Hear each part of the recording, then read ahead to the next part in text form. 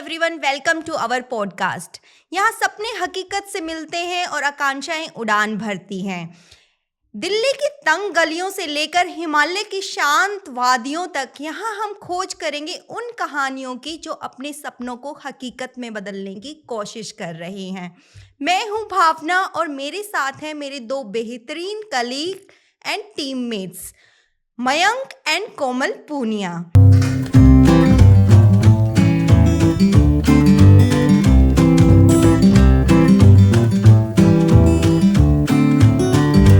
मयंक को हमारे live videos में आपने पहले भी देखा होगा कि इसे गेम खेलने की बहुत बुरी आदत है।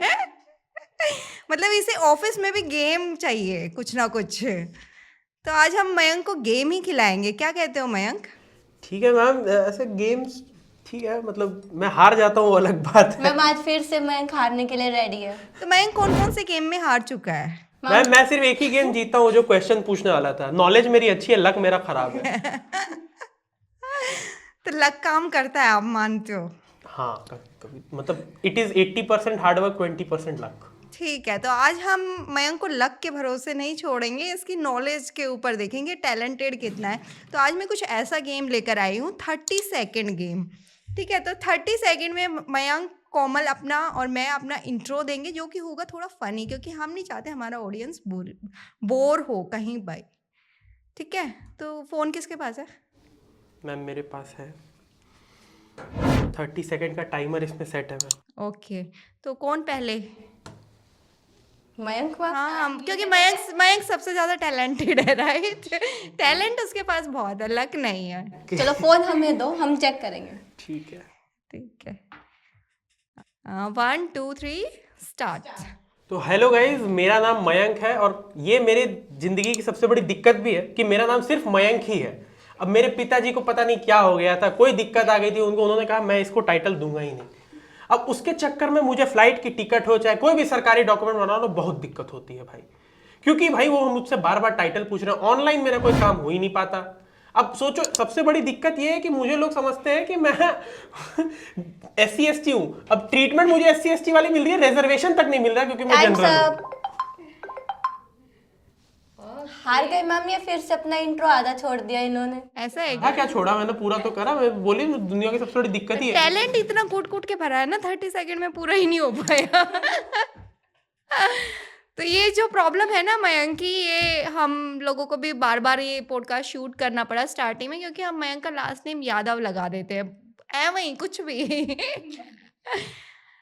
तो नेक्स्ट मैम, नेक्स्ट तो मैं कोमल को करना चाहूँगा। चलो करो। टाइमर कौन देखेगा? मैम मैं देख रहा हूँ। 3 2 1 गो। हेलो एवरीवन, मैं हूँ कोमल और मैं एक बहुत ही ज़्यादा पीसफुल प्लेस से हूँ जी, हरियाणा जैसी जगह तो बहुत ही ज़्यादा पीसफुल है, ये तो आप भी मानते होंगे। और वहीं पर सबसे ज़्यादा पीसफुल डिस्ट्रिक्ट है भिवानी, जहाँ पर लोगों का फेवरेट पिकनिक स्पॉट होता है जेल। Bye God. ये मैंने पहली बार सुना है कि हरियाणा पीसफुल है। चलिए 8 सेकंड अभी बाकी है। तो मैम गेम में था कि 30 सेकंड में अपना इंट्रो देना है, तो मैंने पहले कंप्लीट कर लिया, इनका इंट्रो हाफ में ही रह गया था। नहीं, मैंने तो अपना इंट्रो पूरा किया है मैंने। मयंक, उसने 8 सेकंड तुम्हारे लिए छोड़ दिया, अभी तुम ऐड कर लो अपना जो बच गया था इंट्रो। चलिए ठीक है, तो अब मैम की बारी है फाइनली। ओके, 3 2 1 गो। ओके, मेरा नाम मैम बिल्कुल नहीं है, मेरा नाम है भावना। और जो मयंक का प्रॉब्लम है वही मेरा प्रॉब्लम है। मतलब कोई मुझे भावना LNU बना देता है, कोई भावना डॉट बना देता है, कोई भावना बना देता है। तो ये तो लाइक यूनिवर्सल प्रॉब्लम है जिनका लास्ट नेम नहीं होता है। So I started my career as a nurse, but somehow I switched my career. I worked with 3 of the best tech companies and now हो गया मैम। सिर्फ कोमल जीती है गेम। मतलब सोचिए मैम, कोमल के पास कितने कम चीजें हैं अपने बारे में बताने के लिए। 28-22 सेकंड में खत्म हो गया इसका। हम दोनों के पास बहुत सारी चीजें बताने के लिए। सही में यार 30 सेकंड तो हम पे पूरे नहीं पड़े। तो वो समझ गए ना, क्योंकि हरियाणा एक इतनी ज्यादा पीसफुल जगह है, तो पीसफुल के नाम से वो समझ गए, उनको और ज्यादा डिटेल देने की जरूरत ही नहीं नहीं पड़ी। तो देखो, फिर ऑडियंस को इंट्रोडक्शन देना है तो अच्छे से देना होता है। ये आपने गलत किया कि तो आपने ये कम अच्छे इंट्रो से ही दिया था, है। वो एक नाम ही काफी होता है हरियाणा का समझाने के लिए, अपना इंट्रो देने के लिए। चलिए ठीक है फिर। वो तो फिर मैं भी कह सकता हूँ मैं बिहार से हूँ, हो गया इंट्रोडक्शन खत्म है, उसके बाद तो कुछ बचा ही नहीं है आगे। मेरे को ऐसा लग रहा है तुमने कोई चीटिंग किया, मेरा 30 सेकंड हुआ नहीं था मैम बिल्कुल है, मैं तो आवाज भी करने लग गया हो तो। क्योंकि मुझे बोलते हुए फील ही नहीं हुआ कि 30 सेकंड। यही तो होता है मैम, जो अच्छा बोलते हैं। यानी आप समझ रहे हो, ये अच्छा नहीं बोलती हैं इसलिए इनके 22 सेकंड में खत्म हो गया। ओके, तो हमारा इंट्रोडक्शन थोड़ा थोड़ा रह गया है ना, मेरा और मयंक का। कोमल का तो हो गया था। तो हम अपना इंट्रोडक्शन कंप्लीट करें पहले। ठीक है मैम, हम लोग इंट्रोडक्शन पूरा कंप्लीट करते हैं पहले, क्योंकि हमारा नहीं है 22 सेकंड में कंप्लीट होने वाला इंट्रो। ठीक है, हमने बहुत झंडे गाड़े अपनी जिंदगी में। इंट्रोडक्शन बड़ा होना चाहिए तभी इंसान बड़े बनोगे। तब। चलो चलो, तुम्हें ज्यादा टाइम मिल गया, स्टार्ट करो। तो गाइज, मैंने जैसा बताया है कि मेरा नाम मयंक है और ये मेरे लाइफ की सबसे बड़ी प्रॉब्लम है, क्योंकि मेरा नाम सिर्फ मयंक ही है। अब यार बहुत सारी दिक्कतें होती हैं सिंगल नेम के साथ। मतलब एक तो सबसे पहली बात है कि आप प्रॉपर्टी अपने नाम पे नहीं खरीद सकते। तो सोचो, मैं जब पैदा हुआ था मेरे पापा को कितना कॉन्फिडेंस था देखते ही कि नहीं, प्रॉपर्टी तो नहीं ले पाएगा, इससे नहीं, बैड लक है इसका लक बढ़िया नहीं है। ये प्रॉपर्टी नहीं खरीद पाएगा। पापा को कितना कॉन्फिडेंस था कि सिंगल नेम दिया। अब मेरे पापा बड़े शायर टाइप के आदमी, बोलते हैं कि देखो, मयंक का मतलब चांद होता है। अब चांद सिर्फ एक को तो रोशनी देता नहीं है, सबको रोशनी देता है। तो हम क्यों तुमको टाइटल वाइटल दे के हम सिर्फ अपने लिए रखें? तुम पूरे दुनिया को रोशन करने के लिए पैदा हुए हो। हम बोले पापा से देखो, सीरियसली बता रहा हूँ, ज्योग्राफी का बहुत ईजी सा चैप्टर है, मून की अपनी लाइट नहीं होती है वो सन की लाइट रिफ्लेक्ट करता है। क्यों मेरे को बीच का पतंगड़ बना रहे हो यार, ऐसे मत करो। तो बहुत सारी दिक्कतें आती है। एक तो गो आईबीबो पे फ्लाइट बुकिंग करो तो बार बार उसके एजेंट से बात करनी पड़ती है कि भैया बुक नहीं हो रहा। कहते क्या हुआ? तो नाम बोल रहा है लास्ट नेम दो, अब लास्ट नेम है ही नहीं। तो कहता है सर लास्ट नेम में भी अपना नाम डाल दो। मेरा नाम मयंक स्क्वायर थोड़ी है, सिर्फ मयंक है। 2 बार मयंक। तो बैंक अकाउंट भी मेरा मयंक के नाम से खुल रखा है, 2 बार मयंक आ ही जाता है। बोलते हैं लास्ट नेम के बिना तो कुछ नहीं हो सकता। लेकिन पता नहीं, मेरे पापा कहते हैं बहुत कुछ हो सकता है।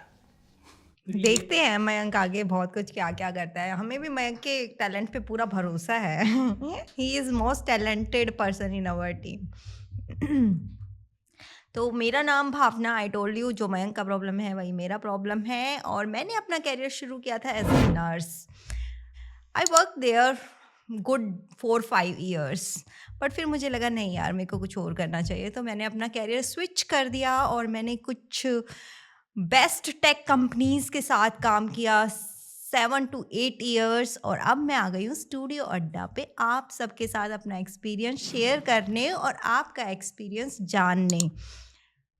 एक्चुअली में जो ज़िंदगी की कहानियाँ हैं उनको खोजने, अपनी कहानियाँ बताने, आपकी कहानियों को जानने के लिए। ठीक है, तो आज मैं जानना चाहूँगी हमारे यंग इंडिया की एस्पायरेशंस क्या हैं। तो जैसे कि आप देख रहे हो, Mayank and Komal they are very young team members हैं स्टूडियो अड्डा के। तो मयंक शुरू करें? हाँ मैम, तो उसके लिए क्या करना होगा? क्या करना होगा, इसके लिए भी मैंने एक गेम बनाया है। तो मयंक को गेम खेलने की बहुत ही आदत है ना राइट? तो हम आज कैसे स्टार्ट करेंगे? हम मयंक को गेम खिला के मतलब फिर से हराने का पूरा प्लान बना दिया है। मयंक का वो जो क्रिकेट खेलने का सपना है ना, वो हम दूसरा गेम खिला के इसको याद दिलाते रहेंगे। बट मैम अभी तक ये हारता आ रहा है हर गेम में। कोई नहीं मैम, इस बार अगर कुछ इस बार हमने फिर से इसके टैलेंट वाला गेम रखा है। क्या प्लान है मैम गेम में? इसके लिए मुझे स्लिप्स चाहिए। मैंने कुछ क्वेश्चंस की स्लिप बनाई है यंग इंडिया के लिए। तो अतुल से वी कैन गेट ना। ये हमारे अतुल सर हैं, हमारे बैकबोन ऑफ द टीम। इनको भी कभी हम फ्रंट पे लेकर आएंगे, बट अभी इन्होंने खुद ही वाउच नहीं किया। तो आज मैं स्लिप उठाऊंगा, पहले मैं उठा लूंगा आज, क्योंकि उछालना तुम, लेकिन पहले उठाऊंगी मैं। नहीं, उठाना भी मैंने है पहले तुम क्यों उठाओगे? क्योंकि अरे माइनॉरिटी है मेरी। लास्ट टाइम क्वेश्चन आप लोग 2 फीमेल है ना। सुनो, जो टीम में सबसे छोटा है ना वो जो कि मैं हूँ। नहीं, आपने 10th मेरे से पहले करी है लेकिन। फिर क्या हुआ?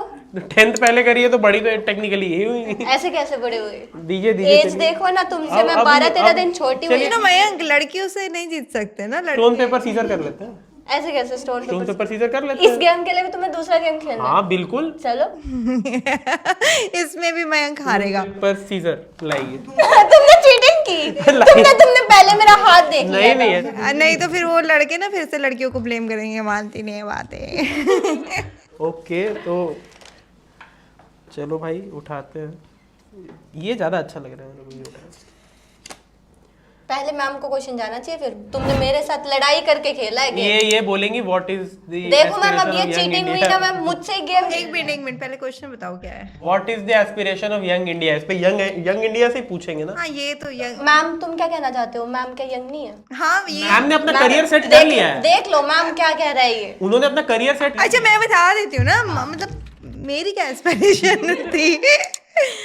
मतलब मुझे ऐसा लगता है यंग इंडिया की एस्पिरेशन आज की डेट में क्या होंगी, या फिर जब मैंने अपना करियर स्टार्ट किया तो मेरी क्या एस्पिरेशन थी। मेरी एस्पिरेशन बहुत, मतलब मेरे को ऐसा लगता है फैमिली में जो बड़े भाई होते थे, बड़े बहन होते थे, उनको देख के सेट होती थी कि अच्छा वो ये अच्छा काम कर रहे हैं तो मेरे को भी इसी फील्ड में जाना है टाइप ऑफ। तो कोमल तुम्हें क्या लगता है? मैम मेरा भी कुछ ऐसा ही था। पहले भाई ने बीटेक किया है तो सबने बोला था कि ये बीटेक कर रहे, तुम भी बीटेक ही कर लो इसके साथ। तो मैम 12th में तो मैंने ले ली थी, साइंस स्ट्रीम ले ली थी। देन उसके बाद मैम मेरा कोई इंटरेस्ट नहीं रहा साइंस में। मैंने साइंस 12th के बाद छोड़ दी। उसके बाद मैंने किया मैम। ये होता है पता है, वो बड़ों को देख के हम थोड़े से वो तो हो जाते हैं कि यार ये इतना बढ़िया कर रहा है, हम भी यही काम करेंगे। बट जब हम रियलिटी से मिलते हैं तो फिर हमें लगता है नहीं यार ये हमारा फिर मैम छोड़ दिया मैम। उसके बाद मीडिया लाइन में थोड़ा इंटरेस्ट बना मेरा। तब तक मेरा वहाँ पे एडमिशन हो गया था मैम बीए में। तो वहाँ पे पहले मैंने ग्रेजुएशन कर ली वहाँ पर, फिर मैंने यहाँ पर आके मास्टर्स की जर्नलिज्म में। तब मैंने यहाँ पे आके स्टार्ट किया। देन आज मैं आपके साथ हूँ। और इन जनरल लोगों की क्या एस्पिरेशन है आजकल? मैम अगर हम सोशल मीडिया से रिलेटेड करें तो मैम बहुत ज़्यादा वो अपने आप को कनेक्ट कर रहे हैं लोगों से, कि जैसे कि वो बहुत इजीली पैसे कमाने चाहते हैं, कि उनको बस ज़्यादा काम ना करना पड़े, बस पैसे वो इजीली कमा लें। तो वो आज के टाइम पे ऐसे कर रहे हैं, जो ट्रेंड चल रहा होता है उन्हीं के अकॉर्डिंग वो वीडियो बनाते हैं, अपलोड कर देते हैं। कुछ की वीडियो वायरल हो जाती है, कुछ रह जाते हैं। तो इन्फ्लुएंसर बनना चाहते हैं आज की यंग इंडिया, पॉपुलर होना चाहती है। हम सब पॉपुलर होना चाहते हैं। हम छोटे से छोटा एक वो होता है कि मुझे आईएएस ऑफिसर बनना है, मुझे सीईओ बनना है। नहीं आजकल क्या है कि मैम वो बहुत रेयर ही मिलेंगे आज के टाइम पे। आज के टाइम हम सोशल मीडिया इतना ज़्यादा लोगों को प्रभाव डाल रहा है लोगों के ऊपर कि वो सिर्फ उसी में जाना चाहते हैं। और तुम? यस अवर यंग इंडिया, तुम्हारी क्या एस्पिरेशन है? मैम मेरी तो एस्पिरेशन, तो मैं अपनी एस्पिरेशन फॉलो कर रहा हूँ। मुझे हमेशा से स्पोर्ट्स से कनेक्टेड रहना था, मैं स्पोर्ट्स जर्नलिज्म कर रहा हूँ। लेकिन हाँ आजकल यंग इंडिया की बात करें तो सच में जो इन्फ्लुएंसर्स के प्रति जो झुकाव रहा है, और यंग इंडिया आजकल वही है कि बस कुछ भी करे, ऐसा नहीं है कि वो कुछ और नहीं कर रहे। आईएएस ऑफिसर्स बन रहे हैं, डॉक्टर्स बन रहे हैं, इंजीनियर्स भी बन रहे हैं, बड़ी बड़ी कंपनीज में काम कर रहे हैं, गूगल, अमेजॉन, माइक्रोसॉफ्ट, ऐसी ऐसी कंपनीज में काम कर रहे हैं। बट इसके साथ साथ उनको इन्फ्लुएंसर बनना है। अगर वो गूगल के ऑफिस में भी काम कर रहे हैं ना, तो वो गूगल के ऑफिस की 2 रील बनाकर चाहेंगे कि हाँ भाई मेरे को मिलियंस में व्यूज मिल जाए। अगर वो आईएएस ऑफिसर है ना, तो वो उसको भी अपनी इंस्टाग्राम पे फ्लेक्स करेंगे कि हाँ भाई यूपीएससी मैंने क्रैक किया, इतनी रैंक आई मेरी, और उससे वो व्यूज लेना चाहते हैं। मतलब सोशल मीडिया पे सबको आना है। आज के टाइम में मैम ट्रेंडिंग में चल रहा है, जो ट्रैफिक पुलिस वाले भी होते हैं मैम, तो वो रोक रोक के, मतलब जो हेलमेट नहीं लगाए होते या फिर अपने इंट्रो में बोला था मैम नहीं है, मेरा नाम भावना। चलो कोई नहीं। तो उनके पास मैम वो भी कैमरा लेके वहाँ पे पहुँच जाते हैं, और जो हेलमेट नहीं लगाए होते या फिर जिनके पास डॉक्यूमेंट्स नहीं है, वो उनकी वीडियोस बना के खुद के आईडी पे अपलोड कर रहे हैं। बताइए ये यंग इंडिया कर रहा है हमारा। ये तो यंग इंडिया भी नहीं है। पुलिस वाले, ट्रैफिक पुलिस वाले कौन से यंग इंडिया नहीं, में? नए नए जो अभी ट्रैफिक में जो नए लगे हैं, हमारा यूथ जो नया लगा है, जो नई भर्ती हुई है अभी, उनकी बात चल रही है ये। और मतलब पीसफुल स्टेट की बात चल रही है ये। कि पीसफुल स्टेट की बात कर रहे हैं हम लोग यहाँ पे। ओ माय गॉड, बहुत ज़्यादा peaceful state. You can't believe. कब बना ये पीसफुल स्टेट? मैम ये पीसफुल स्टेट बना है अभी हम लास्ट वो वाले दंगों रोहतक वाले दंगों के बाद, जाट आंदोलन के बाद। नहीं मैम, उससे तो अभी की बात है मैम, ये तो 3-4 साल पहले जब ये सिद्धू मूसेवाले की डेथ हुई है ना मैम, उसके बाद पीसफुल हो गया है। हाँ उसके बाद तो ये बहुत ज्यादा पीसफुल हो गया। बहुत ज्यादा, मतलब इतनी शांति आपने कहीं नहीं देखी होगी, मतलब बिल्कुल शांति से रहते हैं। गाने पे बिल्कुल, मतलब कितने क्लासिकल गाने बनाते हैं एकदम मेरो बालम थानेदार चलावे जिप्सी, तो सर्दी में पिए रम गर्मी में विस्की। आहा, तो कितने अच्छे अच्छे गाने भी देते हैं यार हरियाणवी। अच्छा और वही तो जिनको मैं कह रहा हूँ, सुनने में भी कितना मजा आता है। कितने कितने क्लासिकल गाने हैं। तो बिल्कुल यंग इंडिया आजकल, और ये भी एक जो मतलब आपने झुकाव देखा है सिंगिंग वगैरह की तरफ, ये भी इन्फ्लुएंसर्स पे ही कारण है। आप देखो आजकल इन्फ्लुएंसर्स भी म्यूजिक वीडियो में कास्ट हो जाते हैं, चाहे वो मिस्टर फैजू हो, चाहे जन्नत जुबैर हो, मतलब बहुत सारे ऐसे इन्फ्लुएंसर्स हैं जो म्यूजिक वीडियो में आ जाते हैं आजकल। कुछ तो अपने अपने गाने बना भी देते हैं। एक तो जब से ऑटो ट्यून आया है सब गाने गाने लग गए हैं। ऑटो ट्यून ने भी बहुत मदद की है इन्फ्लुएंसर्स की गाना गाने में। तो जिनको अगर गाने की प्रॉपर ट्रेनिंग नहीं भी मिली है, वो भी ऑटो ट्यून लगा के अपनी आवाज़ को थोड़ी क्रिस्प कर लेते हैं और मतलब यूट्यूब पे डाल देते हैं। अब उनके फॉलोअर्स इतने हैं ही कि गाना खराब भी हो तो भी पसंद कर लेते हैं। तो ये एक हुआ है कि भाई यंग इंडिया आजकल चाहती है कि कुछ भी कर दो बस फेमस हो जाओ। और ये फॉलोअर्स कहाँ से इतने एकदम से, लाइक मैम ये भी पता नहीं, अब जैसे होता है ना मैम, जैसे अभी रिसेंटली मूवी आई अमर सिंह चमकीला, तो मैंने वो देखी, नेटफ्लिक्स पे आई है, आप लोग भी जरूर देखिएगा, बहुत अच्छी मूवी है। तो उसमें अमर सिंह चमकीला जो कैरेक्टर, दिलजीत दोसांझ जो कैरेक्टर प्ले कर रहे हैं, उनका एक लाइन है कि मैडम यहाँ पे मोस्ट ऑफ द लोग हमारे जैसे छोटे लोग ही हैं जो हमारी तरह ही चीज़ें करना चाहते हैं। तो मैम मोस्ट ऑफ द लोग जो है वो एक्चुअली में यही चाहते हैं कि हमें भी इस तरह से इन्फ्लुएंसर बन जाए, हम भी मतलब ज़्यादा मेहनत ना करना पड़े और हम लोग इजीली पैसे वैसे कमा पाए। लोग, हमारी सोच, मतलब मोस्ट ऑफ द लोगों की सोच वैसी ही है।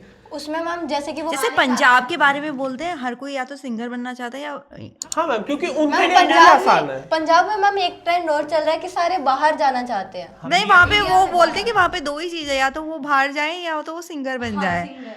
ओके, तो अपनी मैम प्रॉपर्टी तक बेच देते हैं वो सिंगर बनने के लिए। बट गाने अच्छे गाते हैं सब मैम, तो वही है मैम कि सब यही चाहते हैं, तो इसीलिए उनके फॉलोअर्स भी बहुत ज़्यादा। अभी जैसे मैम रिसेंटली एक इन्फ्लुएंसर है हमारे बिग बॉस जीते हुए, एलविश यादव। अब Elvish Yadav is not a person to be influenced with, मतलब उनसे आप इन्फ्लुएंस हो रहे हो तो गलत है वो, पहली बात तो। एक्चुअली। क्योंकि उनके ऊपर जितने केसेस लगे और जितने खतरनाक केसेस लगे, लाइक स्नेक वेनम का उन पर केस लगा था। स्नेक वेनम बहुत खराब ड्रग है जो इंडिया के यूथ के या किसी भी यूथ के लिए बहुत खराब है और पूरी सोसाइटी को खराब कर सकता है वो। बट उस केस में उनके ऊपर एलिगेशन लगाया गया, बट उनके फैंस से अगर आप बात करोगे ना, बट वो बिग बॉस में शायद जीत गए हैं, जी बिग बॉस उन्होंने जीता- जीते क्योंकि जीता उनकी है। फैन फॉलोइंग और उनके ऊपर केस पहले से है।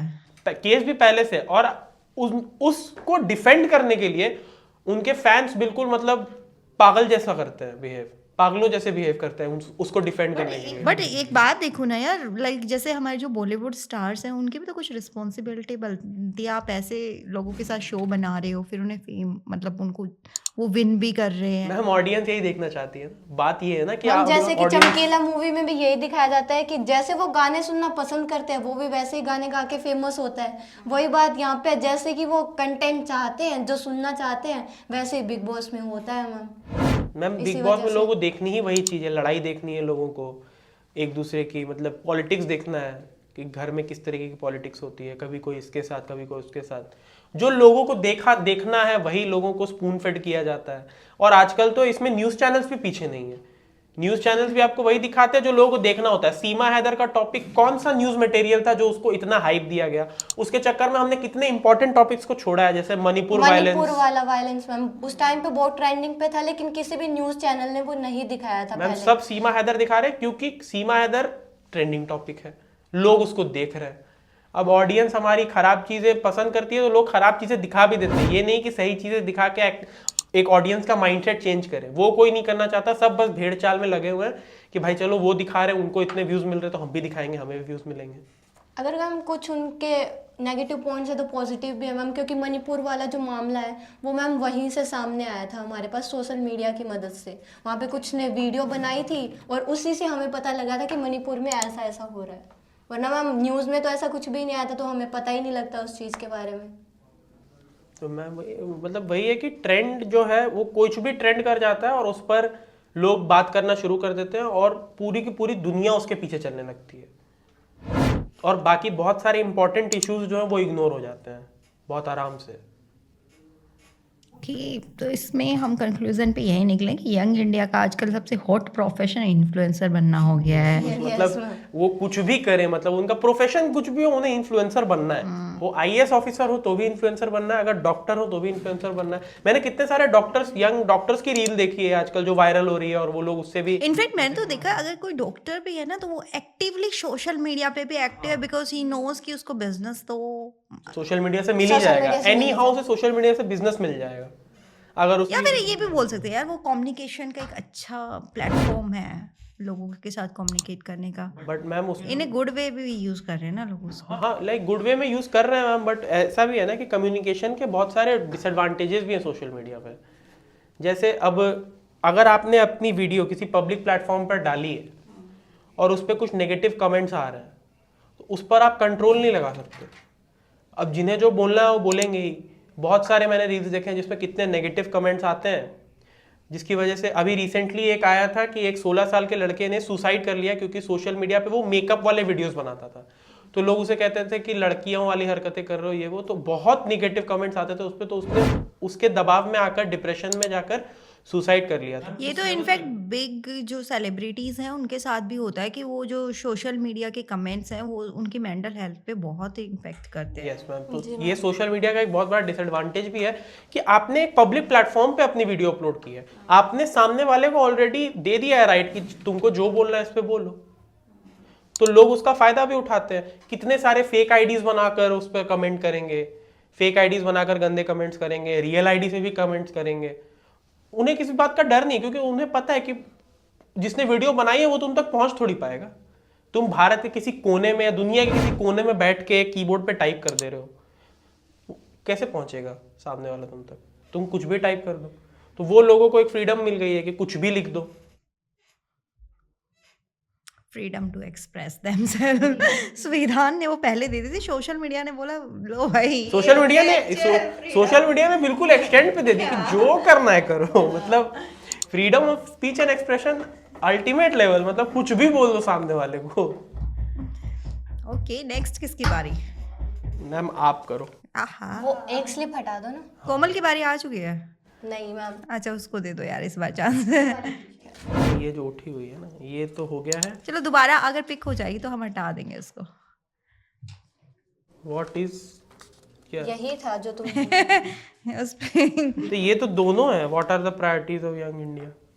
तो ये अलग थी, वो अलग थी। चलो अब ये पिक हो गया तो चलो ठीक है, मैंने अपनी बारी फिर से कर ली। चीटर। मैम चीटर है मैम, सीरियसली दोबारा पर कोमल चलो दोबारा कर लो। तो ठीक है मैंने उठा दिया, आप सेलेक्ट कर लो किसको बोलना है उस पे। मेन तो वो है ना। मैं उठाऊंगी ना अपना। ठीक है उठो।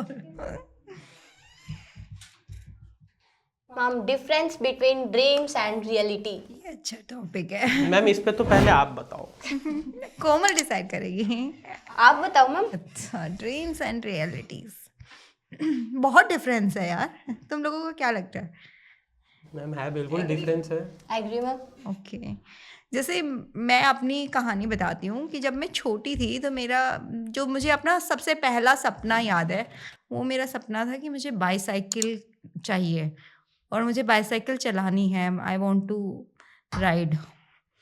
तो उसके लिए कुछ ज़्यादा मेहनत नहीं करनी पड़ी। मम्मी पापा को एक हफ्ता 3-4 बार बोला कि बाईसाइकिल चाहिए बाईसाइकिल चाहिए, बाईसाइकिल मिल गई।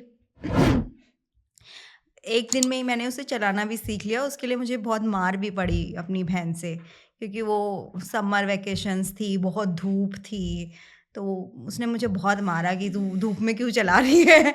बट मेरे को था कि मुझे आज ही सीखनी है। एक्साइटमेंट थी और दोपहर में ही मैंने सीखा और खूब मार भी खाई। मम्मी पापा उस दिन घर पे थे नहीं तो उसको भी चांस मिल गया अपना हाथ साफ करने का। फिर मेरा सेकंड जो सपना था ना वो मेरे को पता नहीं स्टार्टिंग से टेक्नोलॉजी से बड़ा प्यार था, तो मेरे को था कि कंप्यूटर चाहिए कंप्यूटर चाहिए। तो मैंने एक अपना वो बनाना शुरू कर दिया कि पापा को बोलूँ कंप्यूटर चाहिए पापा कंप्यूटर चाहिए। तो उसके लिए भी ज़्यादा मुझे कोई मेहनत नहीं करनी पड़ी, पापा ने कंप्यूटर ला के दे दिया। बस इतनी मेहनत करनी पड़ी कि पेरेंट्स को कैसे मनाऊँ, कैसे मैनिपुलेट करूँ। बाईसाइकिल से ज़्यादा बार बोलना पड़ा हो। साइकिल से ज़्यादा बार बोलना पड़ा, बस इतना ही डिफरेंस था। फिर थोड़े बड़े हुए तो फिर आई पेरेंट्स की बारी। तो पेरेंट्स ने या फिर मेरी जो बहन थी, मेरा भाई था, वो देवर studying in Pratibha Vikas school. और तो पेरेंट्स की एक्सपेक्टेशन थी कि मैं भी उसमें जाऊं, और मुझे भी अच्छा लगता था कि वो स्कूल बस में बैठ के जा रहे हैं। मेरा स्कूल वॉकिंग डिस्टेंस पे था, मैं पैदल जा रही हूँ, तो मुझे ऐसा लगता था स्कूल बस में बैठ के जाना थोड़ा सा अच्छा होता है। कुछ अच्छा नहीं होता मैम, ज़्यादा सुबह उठना पड़ता है उसमें तो। हाँ, ये मुझे बाद में रियलाइज़ हुआ। तो उसके लिए फिर पता चला जी मेहनत करनी पड़ती है, एक टेस्ट देना पड़ता है। तो तब तक ये मेहनत वाला चीज़ तो पता नहीं था ना, तो मुझे लगा कि हाँ, हो जाएगा। अगर इन दोनों का टेस्ट क्लियर हो गया, मेरा क्यों नहीं होगा, मेरा तो आराम से हो जाएगा।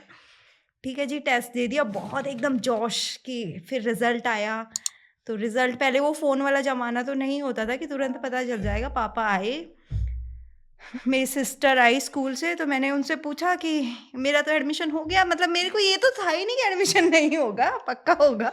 इन दोनों से तो ज़्यादा तेज हूँ मैं, मेरे को ऐसे कॉन्फिडेंस था। तो वो मेरे को एक धक्का लगा था अपनी लाइफ में फर्स्ट टाइम, जब मुझे पता चला कि मेरा एडमिशन नहीं हुआ और मेरी रैंक भी बहुत ख़राब आई है। मतलब एडमिशन तो सोचो, लिस्ट में जो रैंक होती है वो भी बहुत ही पीछे हूँ मैं। तो मेरे को पहली बार ये रियलाइज़ हुआ कि जब आप कोई ड्रीम देखते हो तो उसके लिए you have to work really really hard to convert it into a reality. जी मैम। तो वो मेरे को पहली बार ऐसे पता चला कि ड्रीम्स में और रियलिटीज़ में क्या फ़र्क है। ड्रीम देखने में इतनी मेहनत नहीं लगती, उसको रियलिटी बनाने में बहुत मेहनत लगती है। ऐसा मेरा एक्सपीरियंस है। आप लोगों का क्या है? मैं हाँ बिल्कुल। मैं मैम 12th क्लास मैंने कंप्लीट ही की थी अपनी, और 12th क्लास के बाद 3-4 महीने मैम खाली होता है, क्योंकि एडमिशन तो कॉलेजेस में तब हुए नहीं थे, क्योंकि जुलाई के आसपास एडमिशन स्टार्ट होते हैं। तो वहाँ पे भी यही था। तो मैंने सोचा घर पे बैठने से अच्छा है मैं कोचिंग ही ले लेती हूँ किसी चीज़ की। तो मैम मैंने गवर्नमेंट एग्ज़ाम्स की कोचिंग लेना स्टार्ट कर दिया था, क्योंकि मुझे बीए तो करना ही था, तो मुझे हिस्ट्री वगैरह पढ़नी थी। तो मैंने सोचा कोचिंग स्टार्ट कर लेते हैं। उसी टाइम पे मैम बीच में एक एग्ज़ाम आ गया था, गवर्नमेंट एग्ज़ाम ही था, HSSC का। तो वो एग्ज़ाम मैंने प्रिपरेशन अपनी अच्छी की थी, लेकिन उसमें ये था कि गर्ल्स के लिए 5 पॉइंट बेनिफिशियल थे कि गर्ल्स हैं तो उनको मिल जाएंगे। तो मेरा ये था कि हाँ, मेरा तो हुआ पड़ा है सिलेक्शन, जितनी मेरी तैयारी है मैं पक्का इस 5 पॉइंट वो गर्ल वाले मिल जाएंगे अगर कहीं कुछ हुआ भी कम तो। और मेरे साथ बहुत अच्छी मिस्ट्री हुई यहाँ पे। तो मेरा एग्ज़ाम आया था, सेंटर जो मेरा था वो पंचकुला में आया था। तो हम जाने के लिए घर से जैसे ही निकले, तो बस तो मैम सारी बुक चल ही रही थी, तो बस में कहीं पे जगह नहीं, ट्रेन की बुकिंग भी नहीं हो रही थी उस टाइम पे, क्योंकि 1 हफ्ते पहले से हम बुकिंग करने लगे थे, बुकिंग सारी क्लोज। तो मैम वैसे ही ट्रेन में जाना पड़ा, और मैम ट्रेन में पैर रखने तक की जगह नहीं थी। हम इतना कंजस्टेड हो गए, वहाँ पर पहुँचे एग्ज़ाम देने। एग्ज़ाम ख़त्म हुआ, रिजल्ट आने वाला था मैम। मैंने सोचा मेरा तो हो ही जाएगा, क्योंकि मैंने घर आके अपना टोटल किया कैलकुलेट, मेरे 2 नंबर बैठ रहे हैं, मेरा हो जाएगा एग्ज़ाम। मैं खुश घर पे सभी को बोलूँ मेरा तो हो जाएगा एग्ज़ाम, पक्का है। और कोचिंग पे भी बोल दिया हम सभी को। जब रिजल्ट आया मैम तब पता चला वो 5 नंबर तो मुझे मिल गए थे, लेकिन मेरे पापा खुद गवर्नमेंट में है, एम्प्लॉय हैं गवर्नमेंट, तो उनकी वजह से मेरे 10 मार्क्स डिडक्ट हो गए। तो जहाँ पे मैम अपनी प्रिपरेशन लेके चल रही थी कि मेरा सिलेक्शन हो जाएगा, तो तब मुझे रियलिटी का एहसास हुआ कि अपनी जितनी प्रिपरेशन है उससे एक्स्ट्रा लेके चलो अगर कुछ करना है तो। ये सच है। तो मेरा जो ड्रीम था वो था एक्चुअली मैं क्रिकेट खेलने का एज अ प्रोफेशनल क्रिकेटर, और मैंने खेला भी है। अंडर 19 डिस्ट्रिक्ट लेवल तक मैंने खेला है, और अंडर 13 नेशनल भी खेला है। तो ड्रीम तो यही था कि भाई क्रिकेट खेलना है अपने को, कुछ भी करके प्रोफेशनल क्रिकेट खेलना है। लेकिन कुछ ऐसा हुआ डिस्ट्रिक्ट के मैच में कि मतलब बॉल मेरे यहाँ मिडिल फिंगर पर लगी, और इसका जो नाखून है ये टूट के अंदर घुस गया, तो उसको ऑपरेट करके निकालना पड़ा। उसके बाद बहुत लंबी चौड़ी एक जो होती है ना गैप आ गया, एक लंबा चौड़ा। उसके बाद फिर कोविड भी लग गया। अब ये भी था कि भाई सिर्फ क्रिकेट को एक ऑप्शन लेके चलना बहुत रिस्की हो सकता है, बट मेरे को हमेशा से स्पोर्ट्स से बहुत प्यार था। तो हमको था कि कुछ ना कुछ तो स्पोर्ट्स में करना है। तो पापा कहते थे ठीक है खेलना, लेकिन उसके साथ कुछ कॉलेज में एडमिशन वगैरह भी ले लो। तो हम बोले कि और पढ़ने में हम कभी उतने लाइक ब्रिलियंट नहीं थे। हम लोग वही स्टूडेंट्स थे जो बैक बेंचर्स थे, एग्जाम में छोटे छोटे चिट्स लेके जाते थे और ma'am may I go to washroom washroom गए, चुपके से खोल के देखा, वापस आके लिख के आ गए। तो हम लोग उस टाइप के स्टूडेंट्स थे। तो मार्क्स तो कभी उतने आए ही नहीं कि कोई बड़े कॉलेज के बारे में सोच पाए, या कोई एग्जाम दे के भाई कि हाँ मतलब दिल्ली यूनिवर्सिटी में हो जाए या फिर कोई बड़ी यूनिवर्सिटी में हो जाए, ये तो कभी दिमाग में भी नहीं आया। हमारे दिमाग में ये चलता था कि चलो कॉलेज में कोई तो कॉलेज होगा जो हम जैसे गरीबों को एडमिशन देगा, पैसे ही लेके दे, क्योंकि हम दिमाग से गरीब है ना हम। चलो पैसे फिर भी थोड़े बहुत थे घर पे दिमाग से गरीब थे। तो ऐसा था। तो पापा ने बोला कि क्या करेगा ये बता पहले। पापा, मैंने बोला पापा को कि पापा आपको पता ही है पढ़ाई में कितना प्रॉब्लम है यहाँ पे। बोले देखो कुछ ऐसा कोर्स ढूंढो जिसमें पढ़ाई कम हो। तो एक ऐसे ईस्टर एग में से एक अचानक से नाम निकला, bachelors in journalism and mass communication. तो हमने भाई पढ़ा है उसके बारे में इंटरनेट पे कि क्या है ये। तो उसमें एक कॉलेज आया जो कह रहा था कि हम सिर्फ 30% ही थ्योरी पढ़ाते हैं, 70% प्रैक्टिकल पढ़ाते हैं। ये अच्छा है। ये ठीक है, पढ़ना नहीं पड़ेगा ज्यादा, बस सिर्फ मोटिवेशन ही यही था कॉलेज में एडमिशन लेने का कि पढ़ना नहीं पड़ेगा ज्यादा, किताबें खोल के नहीं बैठनी पड़ेगी। तो बस उसमें घुस गए। और तब मुझे पता चला कि अच्छा ठीक है, ये मुझे मेरे ड्रीम तक लेके जा सकता है कि स्पोर्ट्स, अगर मुझे स्पोर्ट्स ही करना है, स्पोर्ट्स से रिलेटेड ही कुछ करना है, तो ये मुझे मेरे ड्रीम तक लेके जा सकता है। क्योंकि जब मैंने वो कोर्स पढ़ा कि हाँ भाई जर्नलिज्म में आप स्पोर्ट्स के बारे में भी बताते हो, और जब मुझे पता चला कि ऐसे बड़े बड़े लोग जो हैं, गौरव कपूर हो गए, समीर कोचर, जो बड़े बड़े टीवी जो स्पोर्ट्स के प्रोग्राम्स बड़े बड़े होस्ट करते हैं, उनका भी जो क्राइटेरिया है वो जर्नलिस्ट में ही आता है। मैंने कहा अच्छा चलो ठीक है, फिर तो ये कर सकते हैं। तो फिर तो मेरा ये था ना कि अगर आपने ड्रीम्स देखे हैं और उसको अचीव करने की पूरी कोशिश की, मगर किसी कारण वो अचीव नहीं हुई, तो there is always a second way जिसके थ्रू आप किसी ना किसी से अपने ड्रीम के पास पहुंच सकते हो। बस वो ढूंढने की देर है। तो अगर आप ढूंढ लोगे तो फिर कोई दूसरा रास्ता, कोई शॉर्टकट, कोई लंबा रास्ता ही लेके अपने ड्रीम तक पहुंच सकते हो।